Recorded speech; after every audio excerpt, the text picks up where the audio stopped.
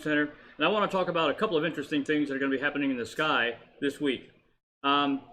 Interesting sky this week. A few days ago, I talked about that this week you can see Venus and Saturn and Jupiter in the night sky on the same night, which is a pretty spectacular show. If you've got a clear sky around just after sunset, and you look to the southwest, you can probably see Venus just brilliant up in the sky near the sunset. Now, if you turn toward the south from there, you can see Saturn, which is a little bit dimmer, and then brilliantly Jupiter up in the southern sky. And those three planets, great view of them right now, and it's not going to last. So if we got a good clear sky, you might want to take a look at that. There's two special events going to be happening this week. One of them is on Friday, in one of the wee hours of Friday morning. There's going to be almost total, not quite total, almost total lunar eclipse. Now, I've got something here that's we're going to try to model this. I'm not sure it's going to play very well on the camera, but this is the idea. You know, the Earth is orbiting the sun. Earth's orbiting the sun, and orbiting the Earth is the moon, and it orbits not in the same plane of orbit as the Earth. It orbits the Earth at an angle.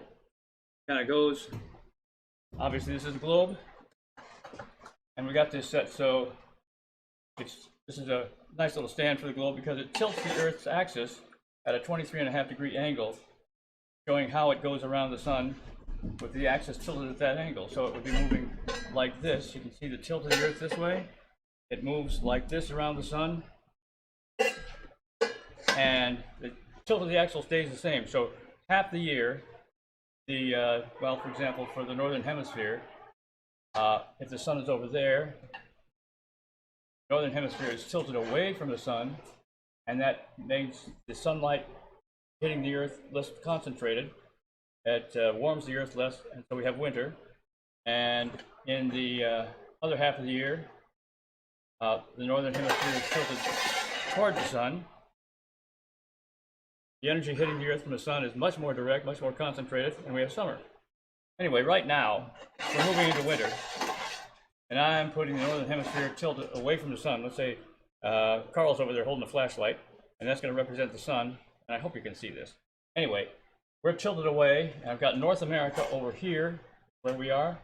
I tilt that back here, so this would represent North America away from the sun, looking away from the sun, out here into the blackness of space, and the sun coming into the Earth this way. The moon, represented by this styrofoam ball, now is moving in its orbit around the Earth to the other side of the Earth, so it's in what we say opposition to the sun, so that the moon is on the opposite side of the Earth from the sun. And of course, when it does that, it moves out of the sunlight and into the shadow.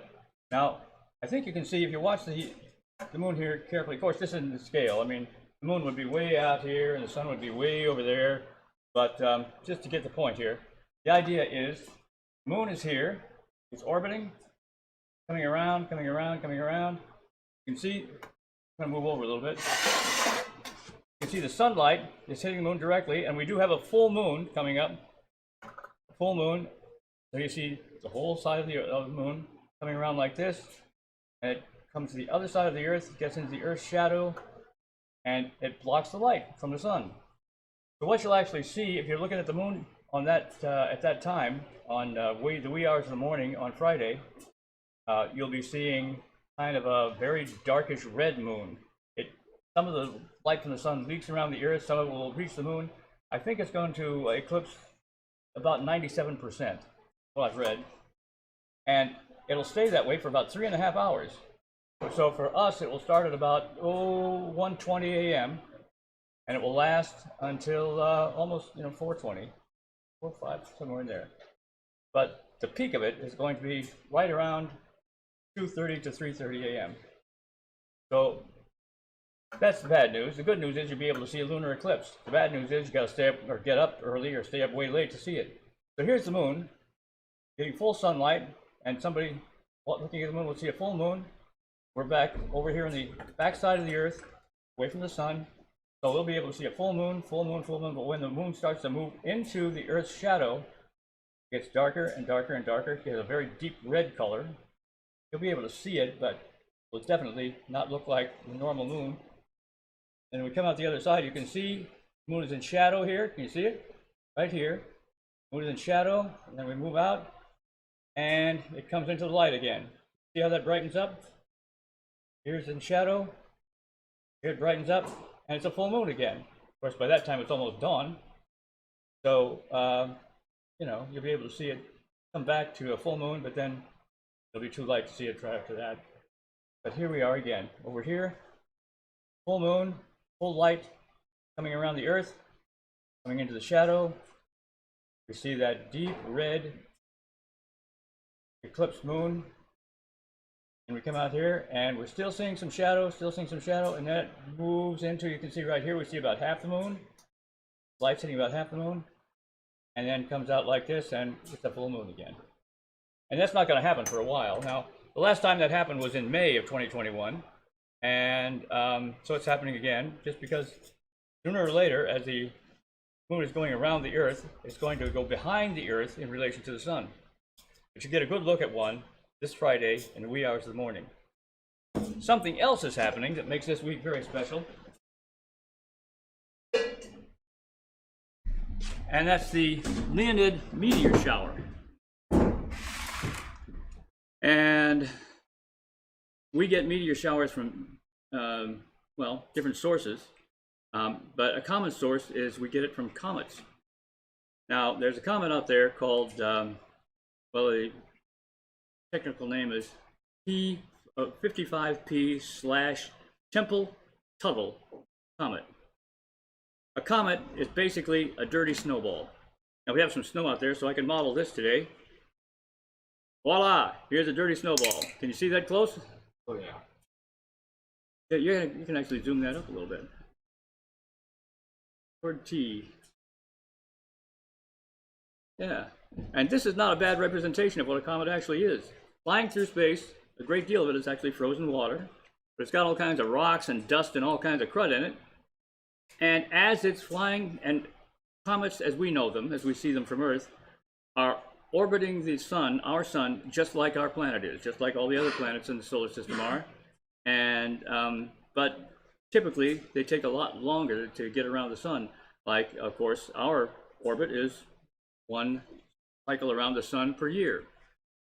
This particular comet takes about 33 years to go around the sun. In a long elliptical orbit, and depending upon how close it gets to the sun, well, it's constantly streaming off debris. Streaming off debris. Ice crystals, dust, sand, rocks are streaming off it, and when it gets closer to the sun, of course, the sunlight heats it a little bit more, and more comes off. You get a very thick comet tail. That's what a comet tail is, as a matter of fact. When you can see a comet from the Earth's surface, and I've been able to see a couple of them. They're pretty spectacular. But when you see a comet from the Earth's surface, the tail that you're seeing is actually all the stuff that's come off the comet and is drifting on in space behind it. The comet's moving pretty fast, going through space very fast, but all the stuff that's fallen off the comet is streamed out behind it, and it makes the comet tail. What you see is the sunlight reflecting off that, and you also see the sunlight reflecting off the comet, and that generally has a lot of ice crystals and dust and things around it as it's traveling through space. I've got a drawing here. I'm not sure if you can see this very well.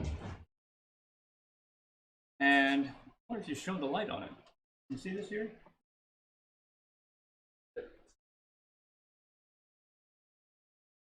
I wonder if we get too much of a reflection there. Well, maybe you can see it better. Now, of course, this isn't to scale, because the distances are so great, we really can't draw anything to scale. But imagine, this is the idea. Imagine this is the sun. Here's our little Earth out here, orbiting around in almost circular orbit. It's a slightly elliptical orbit, but almost circular, this way. And here is Comet Temple-Tuttle coming this way, and it's going to come around the sun and go way back out into the far reaches of the solar system. 33-year track all the way around. But sooner or later, as the Earth's orbiting, as the comet's orbiting, the Earth is going to pass through the tail of the comet. This represents the comet itself, and all these little dots represent all the stuff that's streaming off the comet. So as the Earth passes through there, these things intersect our atmosphere, and they're traveling very fast with relation to the Earth's traveling fast with relation to that. And when they come through our atmosphere, the friction of these objects coming through the atmosphere heats them up to incredible temperatures. Oftentimes they actually vaporize as they're coming through our atmosphere. Sometimes they don't quite vaporize and they continue on as meteors. And as they get to near the surface and actually hit the Earth, when it's placed around here, they become meteorites. But the idea is, when the Earth is passing through here, you see what we think of as shooting stars or falling stars. You know, those dots of light that streak through the sky. And for some reason, astronomers have noted that the ones from this particular Tempel-Tuttle comet seem to produce a greenish light. Pretty spectacular. Now, it's not the richest meteor shower that we have all year. We've got another one coming up in December, about the 13th or 14th, called the Geminid meteor shower.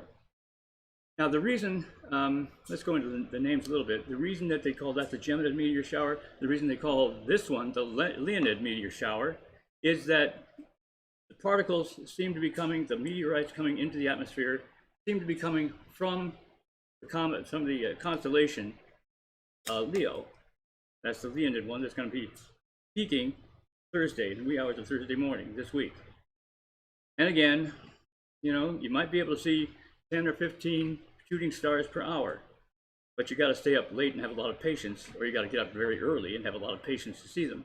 So you could Google that and get maybe the best time and the best ideas for going out to view those if you really want to see them. Now, I probably won't get up that early. I probably won't be up that late. But this is a great opportunity for people that like to photograph the night sky. Like, I don't have the knowledge or the skill to do that. But my brother-in-law, who lives out in California, could really take some great pictures. And he has taken some great pictures of things like this. I hope he gets a chance to do it. So he could take some great pictures of the lunar eclipse and great pictures of the Leonid meteor shower. The one that's coming up in December is the Geminid meteor shower. Now that might produce 100 to 150 shooting stars per hour. You could really get a good look at those too. So you might want to Google that, Geminid meteor shower, in December, about the 13th, 14th. It's going to be a spectacular Christmas present. Let's see, is there anything else I wanted to talk about? No, that's pretty much it. You got Comet Tempel-Tuttle. Oh, you know what? There's one other thing. There's Comet Leonard. Comet Leonard that's going to be possibly visible in December, around the beginning of December. It's going to be in the east-southeast. Kind of, if you can find the Big Dipper and look a little bit to down toward the horizon and to the right from the Big Dipper, you probably will be able to get a glimpse of that. Best way to view that is with either binoculars or a telescope and search for it. It will be in the sky. It will be visible if you have some, possibly visible to the naked eye, depending upon how much debris is blowing off that thing and how much the sun reflects from it if it gets the right angle. But you probably will be able to see it with a good pair of binoculars or a telescope. And that is your one chance to see Comet Leonard, because Comet Leonard has an 80,000 year orbit. So this is our one chance. Your next chance, 80,000 years from now. And it will be coming within, well, it's not going to be like close to the Earth, like might hit the Earth or anything. It's going to be at least 2 million miles away, more than 2 million miles away. And it's going to be coming close to the planet Venus too, but 2 million miles away. But of course, 2 million miles on this astronomical scale is pretty close. So those are three things you can look for in the next few weeks, and those two things, the Leonid meteor shower and the lunar eclipse, are going to be happening just this week, Thursday morning for the peak of the Leonid meteor shower, and Friday morning, wee hours of Friday morning, for the lunar eclipse. Take a look. You can actually see what's happening out there in space. Well, that's enough for me right now.